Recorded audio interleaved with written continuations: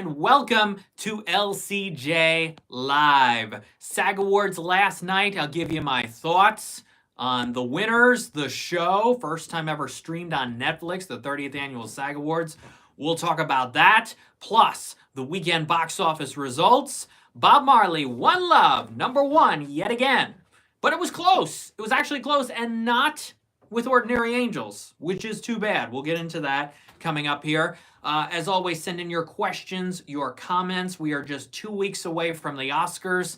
Thank goodness, because I'm ready for this award season. It's just going on so long. We all want to talk about this year's movies, right? Dune Part 2, a movie that could do very well at next year's Oscars, opens in just a few days. I will be seeing it soon, and I'm looking forward to it. Kung Fu Panda 4. I have seen Kung Fu Panda 4. I cannot talk about it yet, but I have seen it. I've also seen another DreamWorks animated movie. That's right, Megamind is back this Friday on Peacock with Megamind versus the Doom Syndicate and the new animated series Megamind Rules. So I have seen an episode or two of the series. I've seen the movie. I'll be doing Animation Scoop Q&A and LCJ Q&A podcast episode with the director this week. Also, new episode involving the makers of Iwaju, the new Disney Plus animated series premiering Wednesday. We've got more with Hot Wheels Let's Race, which premieres soon on Netflix. That's coming at you soon, along with Kung Fu Panda 4 and more. So yes, this is my Megamind cap.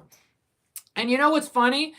This came from DreamWorks, and I wore it on television back in 2010 when the Megamind movie came out. I have had this for, 13 and a half, almost 14 years. Megamind. It came in this box. Look at this box. Here's Megamind. And then the cast and how they emphasized the 3D aspect so much. They wanted everybody to go see Megamind in 3D because 3D was still the craze in November 2010, and DreamWorks was all in on that after doing Monsters vs. Aliens, How to Train Your Dragon, Shrek Forever After, and then Megamind. They were all in on 3D, so I've had that Megamind hat for 13 and a half years, and now Megamind is back. So look forward to my coverage for Animation Scoop and the LCJ Q&A this week for that and Iwaju and more animated series and movies on the way, including Kung Fu Panda 4. How will Dune do? How will Kung Fu Panda 4 do? We will talk about that here in just a moment here on LCJ Live. But first up, your box office, your #1 movie once again is Bob Marley, One Love, $13.5 million. It's at 71.2 for Paramount. It's going to try to get to $100 million. It might be tough, but we'll see. Maybe older audiences over the next few weeks. Yes, there's some movies, Ghostbusters has the nostalgia factor coming in March 22, but, and there's some smaller movies. American Society of Magical Negroes is coming out, and Arthur the King is coming out. They're both on March 15, I believe. So those movies may skew older, but if older audiences still need something and they haven't seen Bob Marley, One Love, they will go. So we'll see. Maybe this could get to $100 million for Paramount. Paramount has the two biggest movies of 2024 heading into Dune Part 2. Mean Girls and Bob Marley, One Love. What an accomplishment. I'm not sure Paramount expected this, to be quite honest. They probably thought Argyle was going to do much better than it has. They probably thought Madam Web was going to do a lot better than it has. But Paramount is the top studio of the year so far heading into Dune Part 2. Warner Brothers, which Dune Part 2 is probably going to do very well. At least 60. Let's go 70. Let's go 80. Could it get close to that $108.3 million that the first Dune made total in theaters for 2021 for Warner Brothers in that opening weekend? I think it could be close. It just depends on how many people need to see this right away. And it's a long movie. It's 2 hours and 46 minutes long. How many screens it's on in every multiplex and theater in the country, and how many showtimes per screen. Some theaters may only show it twice a day. So that will be interesting. But of course, Dune is going to be #1 next weekend. When it comes to this weekend, your #2 movie is Demon Slayer, to the Hashira Training, a new Demon Slayer anime movie. And these do pretty well usually, and this one did as well. $11.6 million. To come in second, ahead of Ordinary Angels, the new true story, faith-based drama starring two-time Oscar winner Hilary Swank and Alan Ritchson. Only made $6.5 million this weekend for Lionsgate. That is low. This exact weekend last year, Jesus Revolution, starring Kelsey Grammer from Lionsgate, made $15.5 million and totaled 52. So Lionsgate right now thinking, ooh, what happened here? You know, we've got a 2-time Oscar winner. We moved this movie away from October to February. They wanted Hilary Swank, and she wanted to promote the movie and get it away from the strike situation. And it only ends up with $6.5 million this weekend. It may even lose to Madam Web when the actual results are released tomorrow. Madam Web in fourth this weekend with a close to that $6 million. Madam Web is at $35.5 for Sony. Yeah, Lionsgate got to be surprised. I am surprised. I thought this would do better. The reviews have been strong. It's a good movie. Hilary Swank is very good. Alan Ritchson is fantastic. I haven't seen the Reacher show, but this was, I think, I mean, I saw him in Fast and Furious, the last one, but this is the first, you know, definitive acting role I've seen from Alan Ritchson. He's great. Handles the role very well. Good story, not a perfect movie. I have issues with some of the dialogue, some of the focus of the story, and some of the tone shifts. But that final act, which a lot of it is true, is a knockout. So I am surprised that Ordinary Angels didn't do better this weekend. We'll see. Maybe word of mouth will be decent. Again, another movie for older audiences to go to over the next few weeks. But you know, this isn't gonna, unless it's, you know, gonna be a surprise in an anyone but you situation where it could make more money next weekend.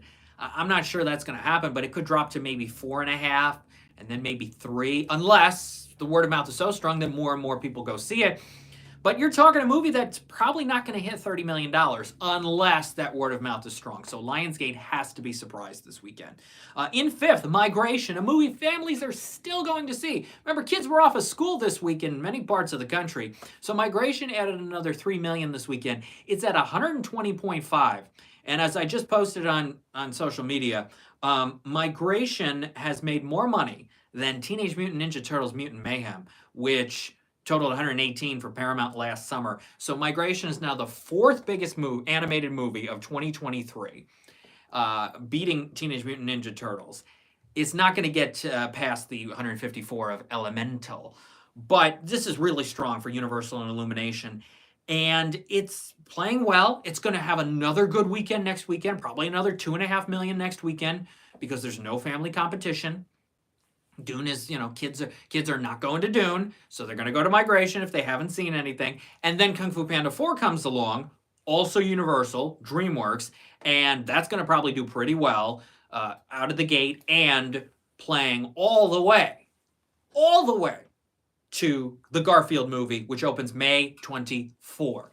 Yes, you have the Luca Pixar release on March 22. You have another animated movie from Viva called Dragon Keeper, which opens April 5th. If from Paramount opens May 17, I don't think that's going to skew quite as young as they hope it does. But there will be some families who go see If, but that's just 1 week before Garfield. You're talking 2 full months of Kung Fu Panda 4 doing very well in theaters. Families will need movies to go see over the Easter break. Yes, Ghostbusters will get some families into the theaters, but not all. You know, the under 10 crowd is probably not going to Ghostbusters. So Kung Fu Panda 4 is going to play just like Migration, which played just like Puss in Boots: The Last Wish, which played just like Sing 2. These Universal animated movies, either DreamWorks or Illumination, when they've got the theaters all to themselves for an extended period of time. We saw it here with Migration, and it's going to happen again with Kung Fu Panda 4. Then this weekend, Argyle for Universal added 2.8 million. It's at 41.7. There was a point in time when Argyle wasn't going to hit 40 million, so I think Universal's surprised, and it'll make a run at 45. But again, a $200 million movie, this is a flop. No question about it. Another $2.5 million for Wonka, a film that just keeps making money. $2.5 million, it's at 214.6. I think it hit 600 million internationally, or total. It had 400 million internationally, 600 million plus globally. This is a huge number. Now, will we get a Wonka 2? I don't know. I think they intended this to just be a one and done situation, and now they're thinking, all right, could we do another Wonka? Sort of like Mary Poppins Returns. I don't think Disney said, hey, we want to make 3 of these. No, this was a nostalgia factor. Let's come back to this story and see what happens. And I think, I mean, if they make another Wonka, I hope it's better than this one because it wasn't very good. And I love the other 2 Wonka movies. Another new movie that opened this weekend that did not do well Drive Away Dolls. Focus features another movie that I think was going to open in October and got pushed to February because of the strikes, and they wanted it out of the award season maybe. Drive Away Dolls only did $2.4 million this weekend. That's not good. Even worse than the Lisa Frankenstein $3.8 million open for Focus Features this year. Focus has the best movie of 2023, The Holdovers. Divine Joy Randolph is going to win that Best Supporting Actress Oscar. But when it comes to new movies so far this year, Focus is not having a good 2024 with this. And Lisa Frankenstein, which is up to just $9.4 million, matching Tully, Diablo Cody Focus collaboration, which made $9.4 million total back in 2018. So Lisa Frankenstein may not hit $10 million and only barely matches and exceeds what happened with Tully.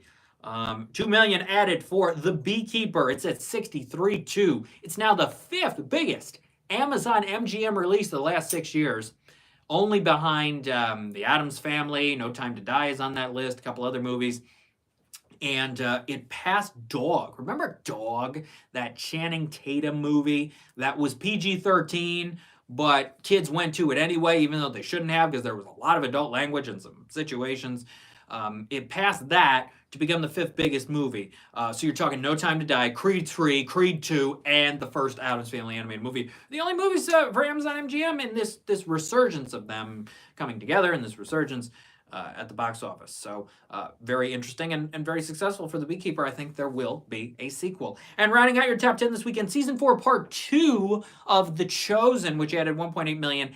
It's at 7.9, a decent amount less than Part 1. The Part 3, the final episodes of the season, come to theaters this coming weekend as the only real main competition, I believe, for Dune Part 2. Obviously, Dune Part 2 is going to win, but there will be some people who go see the final episodes of this season of The Chosen. They come out this week. Part 2 didn't do as well as Part 1.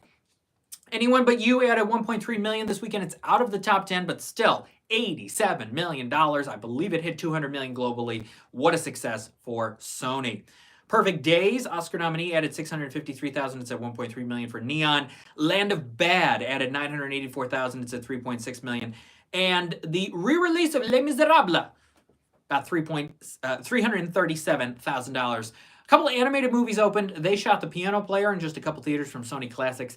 And Stop Motion, this R-rated horror movie that is wild. I had the chance to interview Robert Morgan. That interview is at lcj.podbean.com and animationscoop.com. Stop Motion is a wild film about stop motion animation. Whoa, there goes the sign. With the horror aspects. And I don't believe we have the money for that yet from IFC. But it will probably arrive sometime tomorrow if we don't get it today. The Oscar-nominated short films are still in theaters. They'll be in theaters through the Oscars. The animated shorts, it's a serious group this year. And as I tell people, if you're going to go see the animated shorts, don't bring the kids. These are shorts that are not for kids. They're not appropriate. You got to be at least 13 to go to these shorts this year. So yeah, it's a serious group. It's a very interesting group, global group. A lot of talent on display, very interesting shorts. You get the 5 nominees plus 2 highly commended ones. And I interviewed all the makers of them. They're at animationscoop.com as well. But if you go see the shorts, which I recommend, don't bring the kids. In select theaters as well that came out this weekend was Spaceman, the new Adam Sandler movie from Netflix, which I'm looking forward to seeing. And it comes to Netflix officially this Friday, March 1st. So a little at-home competition going up against Dune Part 2 in the theaters. The Oscar nominations came out a while ago. The voting is going on right now. And it lasts through Tuesday night of who will win at the Academy Awards. Last night's SAG Awards was very interesting, mainly for one category. So we know the supportings are locks. Best Supporting Actor, Robert Downey Jr. for Oppenheimer. Best Supporting Actress, Divine Joy Randolph for The Holdovers. Stunt Ensemble, I was surprised that Mission Impossible won over John Wick Chapter 4 and Barbie. Tom Cruise won last year for Top Gun Maverick as well, but the first Mission Impossible movie to win in the SAG Stunt Ensemble category. A lot of people online either love that Mission Impossible won or think that John Wick 4 was robbed. So the other categories was where it started to get interesting. Lead actor went to Cillian Murphy for Oppenheimer. I think he's probably going to win the Oscar at this point. The momentum has shifted. Reminds me of the Michael Keaton, Eddie Redmayne situation from 9 years ago, where Keaton won that Golden Globe actor in a comedy and the Critics' Choice for Best Actor. Eddie Redmayne won Actor in a Drama Golden Globe. Then he went on to win BAFTA, SAG, Oscar. We're in the same spot. Giamatti won that Golden Globe for comedy and then Critics' Choice for Best Actor. Cillian Murphy, Golden Globe Actor in a Drama, SAG, BAFTA. He'll probably win the Oscar at this point, and I think part of it is because it's a very good performance and people are getting behind Oppenheimer as the movie that's very likely going to win Best Picture. And so they want to reward the guy who played Oppenheimer in the Oppenheimer movie, not just Robert Downey Jr. So I think Cillian Murphy is probably going to win, though I don't think Giamatti is out of it completely.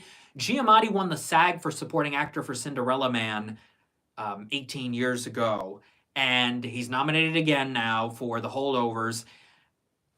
My vote goes to Giamatti, but it's so, Giamatti's like a 9.8 out of 10 performance. Cillian Murphy, to me, is a 9.5 out of 10 performance. They're both excellent. It's very interesting this year. Usually, if it's two performances that go up against each other, you're rooting for one over the other. And in this case, I'm going, well, I love both of these performances. Yeah, I like Giamatti's a little more than Cillian Murphy, but both deserve the Best Actor Oscar.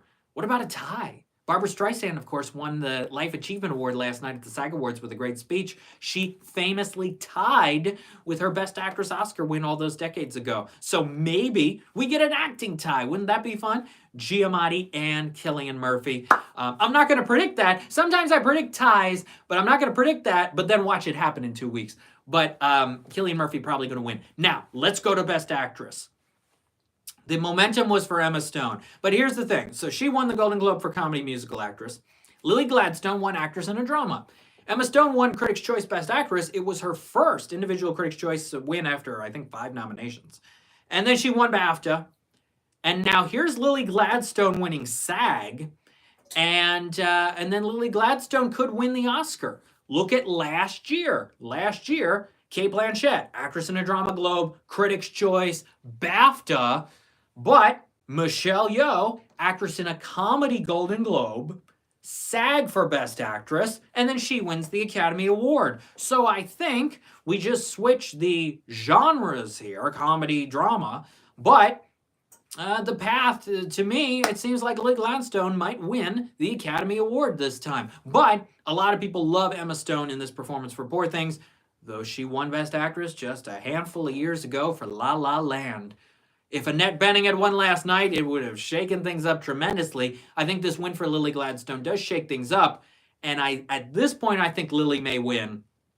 But I have a couple more days to finalize my Oscar predictions before I record some interviews and things and finalize everything. But that was the interesting one last night. Cillian, I expected, but thought maybe Giamatti. But I thought Emma Stone was going to win last night. And she loved the fact that Lily Gladstone won. She cheered. So this is the interesting acting one. I mean, yes, Best Actor is too, but Actress is interesting because it's kind of neck and neck, but I think it might be Lily. When you look at ensemble, Oppenheimer won. If Barbie had won, the legitimate Barbie could win Best Picture thoughts would be out there. The Producers Guild of America Awards is tonight. I think Oppenheimer wins that as well over Barbie. So I say Oppenheimer will very likely win Best Picture. It is not a lock. There are still going to be a lot of people, especially younger Oscar voters, who put Barbie as #1 on their preferential ballot. And people who are upset that Greta Gerwig's not in Best Director, upset that Margot Robbie is not in Best Actress, are going to want Barbie to win something. Now, Greta's up for adapted screenplay with Noah Baumbach. That could allow her to win. Enough votes for her there. And Margot Robbie is the producer of Barbie, so this would allow Margot Robbie to go up on stage, winning her first Academy Award as a producer of Barbie if it wins Best Picture. I do not think Oppenheimer is a lock. You cannot call it a lock, even though it's won the Golden Globe for Best Drama, the Critics' Choice Award for Best Picture, the BAFTA for Best Film, and the SAG Award for Best Ensemble, and could win the PGA tonight, and probably will. You cannot call Oppenheimer a lock when you have the biggest box office success of the year, half of the Barbenheimer phenomenon, the other half of it right there as well. You cannot call Oppenheimer a lock. If people who say Oppenheimer is a lock, no. There is still a chance that Barbie wins Best Picture. Now, on my ballot, am I going to pick Barbie? Probably not at this point. As much as I've wanted to for a couple months, just my gut feeling, and maybe my gut feeling will still come true, that Barbie could win. I'll probably pick Oppenheimer, but there is still a more than a 1% chance that Barbie wins Best Picture in 2 weeks. The voting is going on right now. If younger people who are tired of seeing Oppenheimer win want Barbie to win, they're going to vote for Barbie. We'll see. We will see. I thought the show was good last night. The Devil Wears Prada reunion was fun. There were some good reunions, good speeches, Barbra Streisand. The teleprompter seemed to be a problem for a lot of people, and I think it was too far away from most people to read it. Even in the center circle, when people went up to say, we're part of the cast of this, or the people on the main stage, I think the teleprompter was too far away. That was my biggest thing about it. And the backstage interviews during it, it didn't work early. It got better as the night went on. That Pedro Pascal one was good, and Divine Joy Randolph. But the early ones of that were rough, and it was like, why are you losing the momentum of this award show by cutting to these 3-4 minute interviews backstage? We just want the show to keep going. But the Netflix stream worked well, and it was 2 hours and 14 minutes, which, as I posted, is about the average length of a Netflix movie. And I think it'll be back on Netflix next year, and I think they're happy with it. And I think SAG-AFTRA is happy with how it went. If I had to put a number on Dune Part 2, it's got to be 80. It's got to be at least $80 million. If it's lower than that, Warner Brothers is going to go, It's got to be double what the first one opened to, which was 40. It's got to be 80 million this weekend for Dune Part 2. When we're back here next Sunday at 12 p.m. Eastern for LCJ Live, it'll be a week before the Oscars, finally. We'll talk about the Oscars. Maybe I'll name some of my picks, but not all. But we'll talk about where things are at with that, see how Dune Part 2 does, predict how Kung Fu Panda 4 will do. That'll be a good battle. Dune Week 2 and Kung Fu Panda 4 Week 1, and more. Thank you for watching LCJ Live. Twitter at LCJ Reviews, Instagram at LightsCamJackson, YouTube.com/LightsCameraJackson, and the website is lights-camera-jackson.com. I hope you have a good week. Thank you for watching today's episode of LCJ Live. Stay tuned for more coverage and exciting announcements. I'm going to be hosting an event celebrating Maureen Stapleton in a couple weeks, which I'm looking forward to, and more. Thanks for being here for LCJ Live. Take care, everybody. Bye-bye.